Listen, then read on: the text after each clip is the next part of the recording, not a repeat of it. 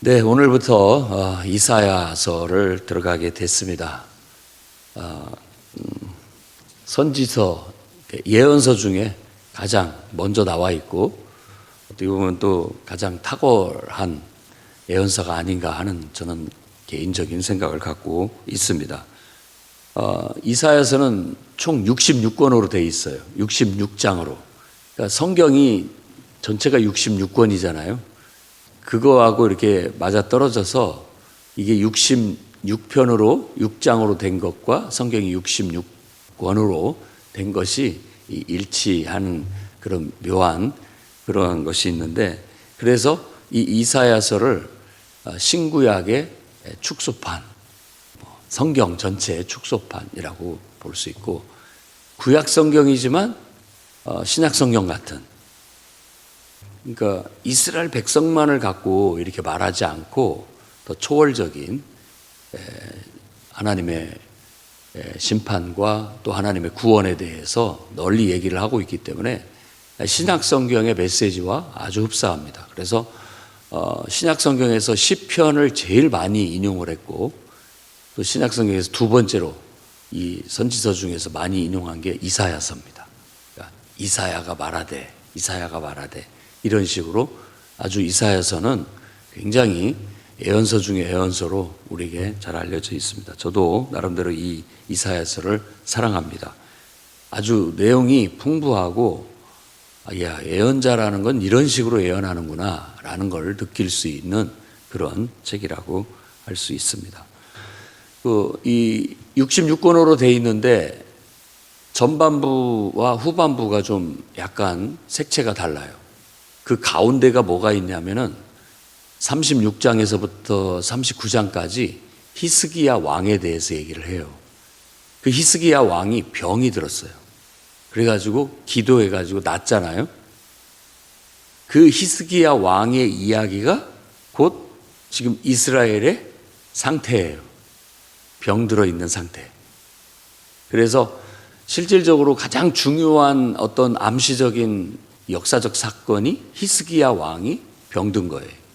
그리고 기도를 통해서 병이 낫고 15년 동안 그 생명이 연장되게 됐던 하나님의 은혜를 받게 된 것에 대한 이야기를 전해주는데, 이 이사야라고 하는 선지자는 그 앞에 선대 왕인 우시야 왕 죽던 해에 하나님 앞에 부름을 받았어요. 우시야 왕이. 그래서 우시야 왕을 거쳐서 오늘 말씀에도 보면 요담, 아하스, 히스기야 시대에 아주 선지자로서 활동을 했다라고 그렇게 말하고 있고, 그는 아모스의 아들이다라고 소개하고 있을 뿐 그에 대해서 더 자세한 건 알 수 없습니다. 그런데 그가 주로 예언한 것은 남왕국 유다 그리고 예루살렘이에요. 유다 왕 남왕국에 살았기 때문에. 그러나 북왕국과 남왕국을 다 통틀어서 이스라엘 백성, 곧 하나님의 백성이라는 그런 어떤 정체성을 가지고 그들이 모세율법을 배우고 그래서 신앙을 가지고 그 신앙으로 정착해서 신앙의 공동체를 이루기 위해서 하나님이 가나안 땅을 주셨고, 그 가나안 땅을 이제 모판으로 해서 거기에서 신앙을 가진, 하나님을 경외하는 신앙을 가진 하나의 공동체로서 자리 잡기를 하나님이 바라셨어요. 근데 하나님 말씀인 모세율법이 기본 원리거든요. 삶의 그러니까 법이에요. 법, 원칙 같은, 우리로 말하자면 기초 교리예요. 기본 교리, 우리가 실천해야 할 모세율법이 창세기부터 시작해서 신명기까지의 이 이야기가, 그런 가르침이 모든 이스라엘 백성들이 너는 하나님을 믿는 백성이다. 우리가 하나님이 너를 낳았다. 하나님이 너를 창조했다. 하나님 때문에 우리가 생겼다. 하나님 때문에 우리가 하나님을 섬기는 백성이 됐다. 그래서 지금 이 땅에서 우리는 하나님을 섬기는 그런 나라를 이루어야 된다라는 비전을 가지고 시작을 했어요. 그러니까 이제 여호수아부터 이제 사사기, 여호수아, 사사기, 룻기 뭐 쭉 해가지고 지금 에스라, 에스더 열왕기상하, 역대상하, 뭐 모든 게 이스라엘의 역사를 나타내고 있는데 그 역사가 뭐냐? 바로 그 하나님 말씀대로 해봐라. 가르쳤으니까, 배웠으니까 이렇게 살아라 라고 해봤어요. 처음에는 아주 하려는 듯 의욕을 가지고 열심히 그 배운 대로 막 살게 돼요. 그런데 사람이라는 게 묘합니다. 이렇게 시간이 가면 더 성장하고 더 성숙하고 더 나아지고 계속해서 이렇게 가는 것을 우리는 이상적으로 생각을 하는데 이게 잘 가다가 퇴보를 해요. 퇴보. 벽길로 가거나 뒤로 물러서거나 주저앉거나 더 성장하고 성숙하지를 못하고 오히려 더 나빠지는 경향을 갖게 돼요. 그럴 때마다 하나님께서는 그냥 두지 않고 그들을 이제 심판이라고 하는데 심판이라는 건 통치 행위를 말하는 거예요. 그냥 둘 수는 없잖아요. 그러니까 그냥 둘 수 없고 그들을 어떻게든지 바로잡아야 할 필요성을 가지고 그 바로잡는 일을 이제 성경에서는 심판이라고 합니다. 그래서 전반부 1장에서부터 36장까지 전체적인 이스라엘의 역사를 보면서 선지자의 일을 합니다. 그런 심판을 할 때 예고하고 그들을 이렇게 지도하기 위해서 하나님이 기름 부어 세워서 사용하는 사람을 우리는 예언자, 선지자라고 하는 거예요. 그 말은 하나님의 말을 대언한다라는 뜻이에요. 예언자라는 건 무슨 막 미래를 내다보고 그 점을 치고 미래를 막 알려주는 그런 점은 일부 있는 것일 뿐, 진정한 참된 예언자는 하나님이 주신 말씀을 가지고 깨우치는 거예요. 그래서 주로 심판이기 때문에 심판을 외치는 거예요. 지금 너희들이 이렇게 살기로 해놓고 왜 이대로 행하지 않느냐? 지금 우리가 이렇게 배웠고 이렇게 실천을 해야 되는데 왜 그걸 똑바로 하지 않느냐라는 거예요. 이스라엘 백성도 모세 율법을 따라서 우리가 그 하나님을 섬기는 백성으로서 경건하고 거룩한 그런 생활을 실천해야 되는데 지금 천지를 다 봐도 이 백성의 기조가 지금 흐름이 전체적으로 타락해서 죄악에 빠져 있고 우상숭배에 빠져 있고 하나님 말씀을 잊어버렸고 멀리하고 하나님을 믿는 백성의 정체성을 자꾸 잊어가고 있다.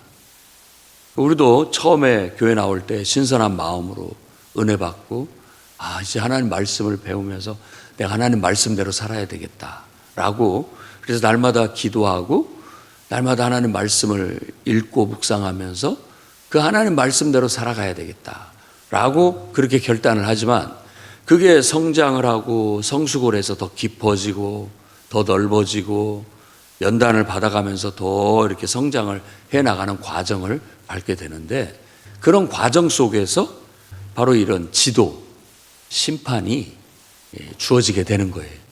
지금 이것은 옳지 못하다. 이렇게 하는 것은 적절하지 못하다. 고쳐야 된다. 다듬어져야 된다. 연단받아야 된다. 라는 그런 과정을 밟게 되는 거예요.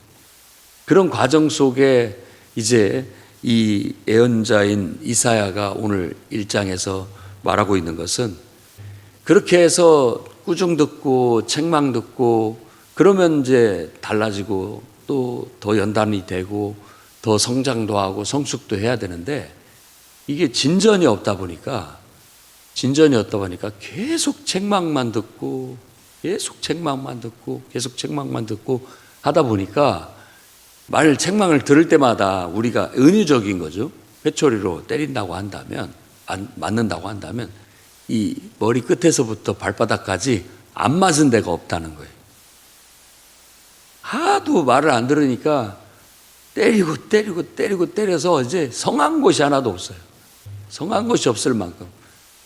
그러니까 만일 부모라 할지라도 이렇게 책망을 하고 체벌을 해서 아이를 바로잡으려고 하는데도 불구하고 말을 듣지 않고 변화가 안 되고 그런 모습을 지금 이런 모습이 이스라엘의 지금 현재의 상태다. 우시야 왕 때부터 이제 히스기야 왕을 거치고 이 이사야는 므낫세 왕 때 순교당해서 죽는 걸로 그렇게 말해지고 있습니다. 그러니까 므낫세 왕은 어떤 왕이에요? 우리가 역사서에서 봤지만 완전히 아버지의 치적을 다 망가뜨려버리고 우상을 섬기는 그런 나라로 전락시켜버린 왕이에요. 그리고 제일 오래 살고 오래 통치한 왕이 돼버려요. 그래가지고 나라를 망쳐버린 거죠. 그러니까 어떤 하나님을 믿는 그런 나라로서의 정체성이 이게 퇴색해버리고 완전히 퇴보해버리는 그런 결과를 갖게 되는 거예요. 그러니까 이게 얼마나 안타깝습니까? 그런 안타까움이 오늘 이 선지자의 외침 속에 나타나는 거예요.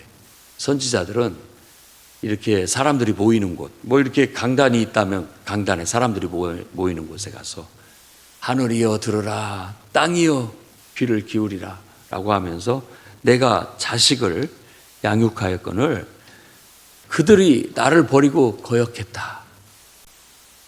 소는 그 임자를 알고 나귀는 그 주인을 아는데 어찌 내 백성은 모른단 말인가, 깨닫지 못한다 라는 식으로 한탄을 하게 되는 거죠. 그 말 자체가 하나님의 입장을 좀 말해주고 있는 거예요. 하나님의 말씀을 대신 대언해주고 있는 거예요.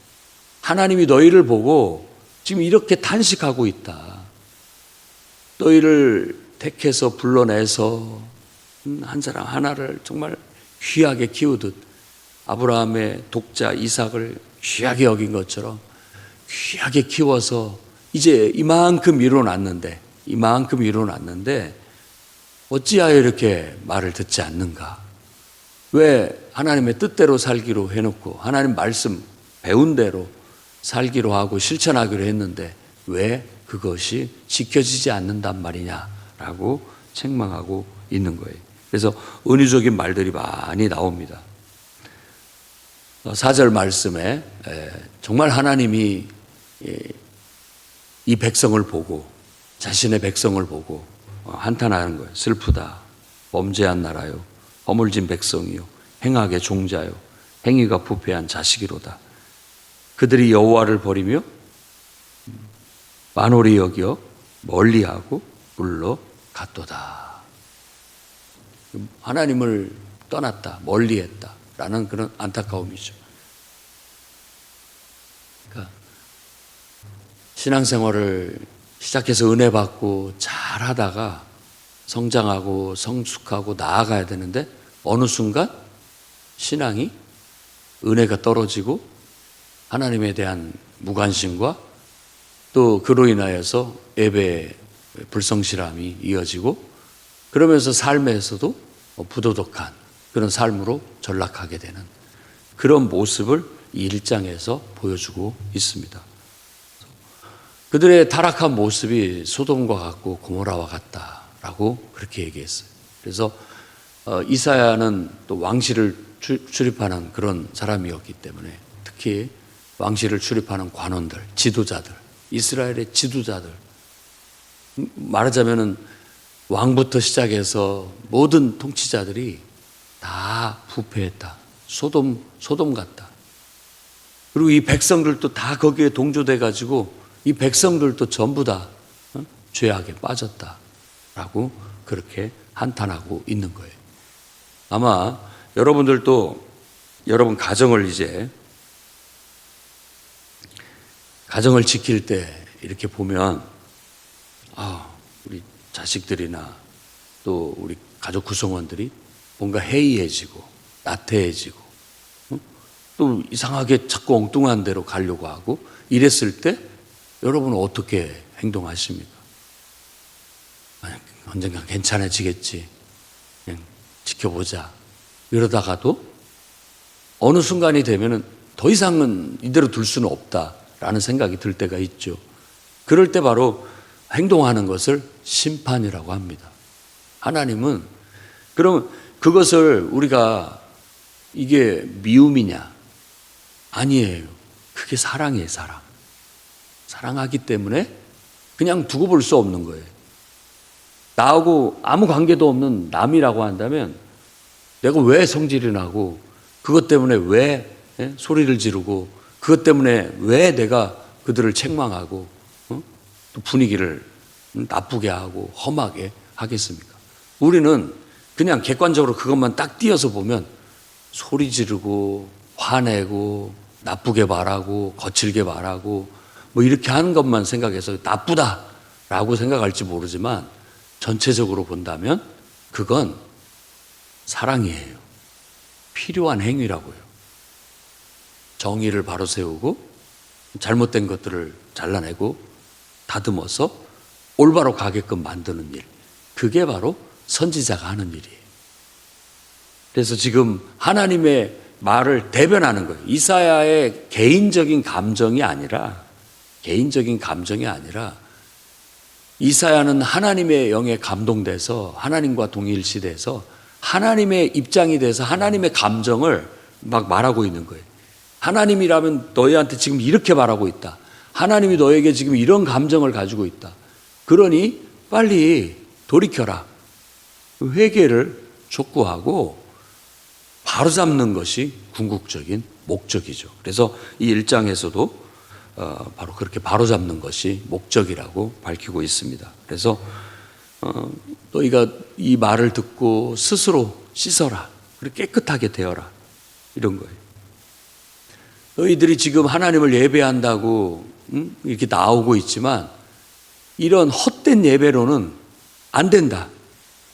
예배를 지금 형식적으로 건성으로 드리고 있을 뿐만 아니라 너희들이 하나님 말씀을 듣고 그 말씀대로 우리가 살아야 되는데, 예배라는 건 내가 하나님 말씀대로 살려고 하는 그런 헌신, 하나님께 자신을 드리는 행위인데, 하나님 앞에 와서 자신을 드린다고 하고 하나님 말씀을 듣고 아멘하고 그 뜻대로 이제 하나님이 인도하는 대로 살겠습니다 해놓고 가가지고는 우상을 섬기고 죄악을 범하고 불의를 행하고, 그러니까 이건 하나님 기뻐하시지 않는다라는 그것을 너희들이 아무리 뭐 많이 나한테 와서 제물을 희생 제물을 드린다 할지라도 너희 자신이 주고 하나님 앞에 드려지는 게 예배의 본질인데 그러지를 못하니 이건 의미가 없다라고 외칩니다. 그래서 내가 바라는 것은 너희가 스스로 자신을 돌아봐서 회개해서 악한 행실을 버리고 선행을 배우고 정의를 구하고 학대받는 자를 도와주는 것, 고아와 과부들을 위해서 변화하는 것이다 라고 16절부터 말합니다. 그리고 18절에 와라. 내가 너희를 체벌하고 너희를 심판했지만 나와라. 와서 얘기하자. 변론하자라는 말은 좀 얘기 좀 하자라는 거예요. 너희 죄가 주홍같이 붉을지라도 내가 깨끗하게 하겠다라는 주님의 말씀이에요. 내가 너희를 책망하는 건 너희를 내치는 것이 아니라 너희가 변화되기를 바라는 것이다. 깨끗해지기를 바라는 것이다. 선을 행하기를 바라는 것이다. 정의를 행하기를 바라는 것이다. 연약한 자들을 함부로 대하지 않고 올바르게 정의를 구현하는 것을 바라는 것이다 라는 걸 얘기하고, 19절에는 즐겨 순종하면 다시 너희에게 땅의 소산을 먹고 복되게 하겠다.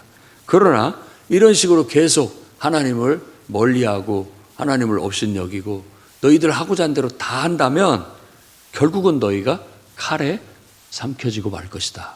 멸망에 대한 예고를 합니다. 그러면서 또다시 단식을 합니다. 21절부터 보면 그들의 타락하고 부패한 것을 또 은유적으로 얘기하는데, 이 신실한 성읍이 예루살렘을 말하는 거죠. 이 하나님을 예배하는 이 신성한 도시가 어찌하여 창기의 도시가 되어버렸는가. 이렇게, 그러니까 부패하고 타락했다라는 거예요. 더럽혀졌다라는 걸 말하는 것이고, 또 은으로 말하자면 은의 찌꺼기가 끼어버렸다.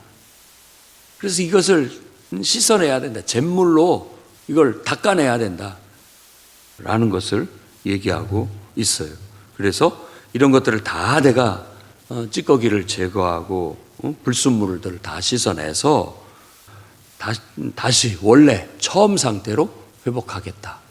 이게 하나님의 메시지예요. 그러니까 선지자는 그런 역할을 하는 겁니다. 모세의 율법은 이렇게 살아야 된다라는 기본 가르침을 줘요. 그리고 그 가르침대로 실천해 보라고 이스라엘의 역사가 펼쳐집니다. 잘했다가도 못했다가 또 잘하다가도 또 떨어졌다가 이렇게 하는 걸 반복해 나가죠. 그 과정 속에서 잘못된 길로 갈 때마다 하나님은 선지자들을 보내서 그들을 통해서 잘못된 것을 지적하고 책망하고 바른 길로 가라고 방향을 제시해 주는 거예요. 그 목적은 책망이 아니라 회개해서 성장하고 성숙시키는 거죠. 그래서 그런 어떤 우리가 잘 하다가도 또 실수하고 그러다가 또 책망 듣고 다시 또 올라가는 게 반복되는 거예요. 사사기의 역사처럼 가만히 보면 우리의 신앙생활에도 그런 것들이 반복이 되고 있다는 걸 느낄 수가 있습니다.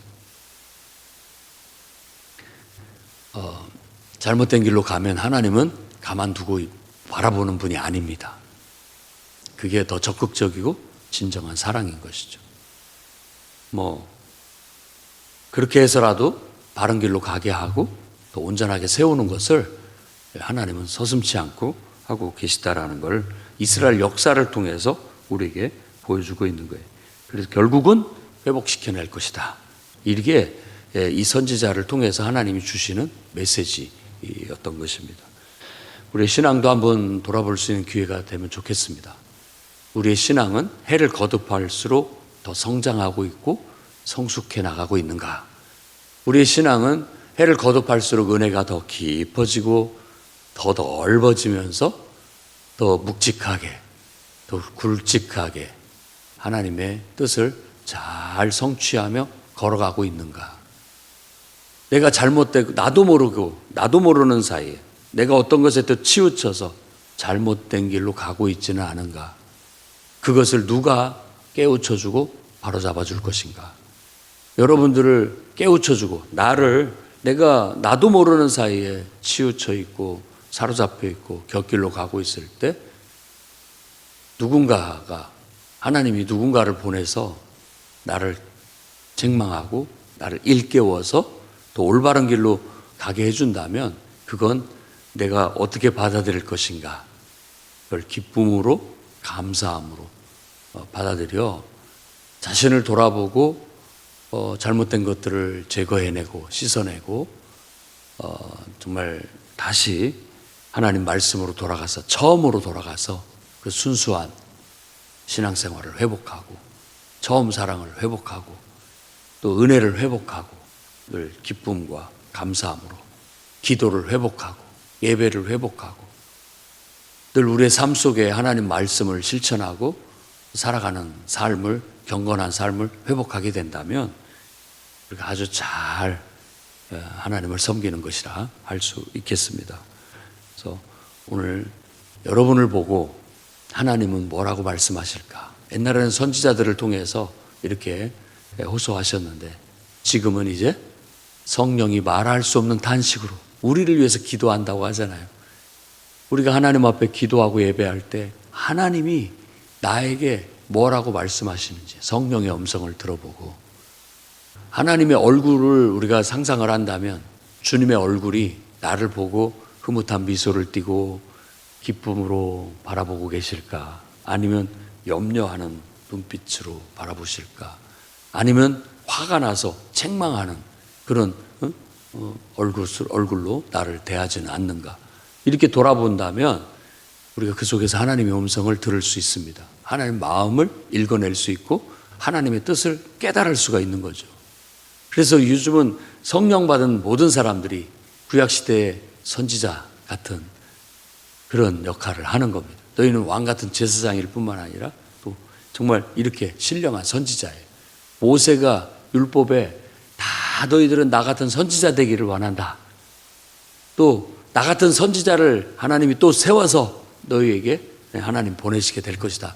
이렇게 얘기했는데 신약성경을 보면 성령 받고 정말 우리가 성령의 감동을 받아서 지혜의 말씀, 지식의 말씀의 은사를 받고 예언의 은사를 받으면 우리 모두가 다 방언도 하고 하나님의 계시를 받기도 하고 또 그것을 사람들한테 말함으로써 서로가 서로를 책망하고 서로를 세워주고 또 서로를 권면하는 그런 일들을 할 수 있다라는 거예요. 선지자가 꼭 책망만 하는 게 아닙니다. 하나님은 책망 함께 격려와 권면 그리고 미래에 대한 비전을 계속 제시하는 거예요. 그게 영적인 지도자가 해야 할 일입니다. 책망도 한 역할이에요. 그리고 그것을 통해서 격려와 또 위로 그리고 더 나아가서는 자꾸 비전을 제시해서 잘못된 길로 가고 있는 양무리들을 그쪽 가면 안 돼라고 해서 이렇게 이쪽으로 막대기로 이렇게 해서 방향을 잡아주는 올바른 길로 갈 수 있게 더 나은 길로 성장하고 성숙하고 더 발전하는 길로 나아갈 수 있도록 이렇게 이끌어주는 역할이 바로 영적인 지도자의 역할입니다. 여러분들이 지도자의 위치에 있다면 그런 일들을 하시기를 바랍니다. 그 일이 욕을 먹을 수 있거나 때로는 그걸 싫어하는 사람에 의해서 해를 입을 수도 있겠지만 우리는 기꺼이 그걸 감수하고 그 일을 해야 되겠고 또 우리 자신들을 돌아봐서 항상 나도 모르게 우리가 한때 정신을 차리지 못하고 치우칠 때 누군가가 깨워주면 고맙게 여기고 감사하게 여기고 얼른 순종해서 고쳐낼 줄 아는 그런 신실한 성도들이 다 되시기를 주의 이름으로 축원합니다.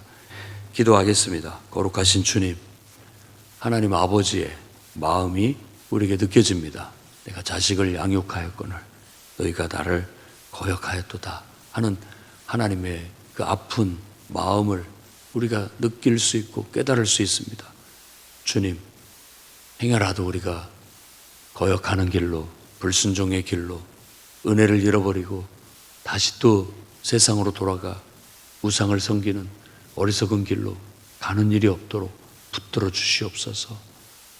지금 우리의 하나님을 향해서 나아가는 걸음걸이가 흔들리지 않게 하시고 힘이 있게 하시며 또 넘어지지 않게 하시고 한눈 팔지 않게 하시고 곁길로 새지 않도록 붙들어 주옵소서. 일평생 우리 사명 다하는 날까지 정말 주님 변함없이 우리를 사랑하신 것처럼 우리도 변함없이 주님을 사랑하고 그 은혜의 뜨거움 속에 늘 감사하며 주님이 기뻐하시는 삶을 살아낼 수 있도록 붙들어 주옵소서. 예수님 이름으로 기도드립니다.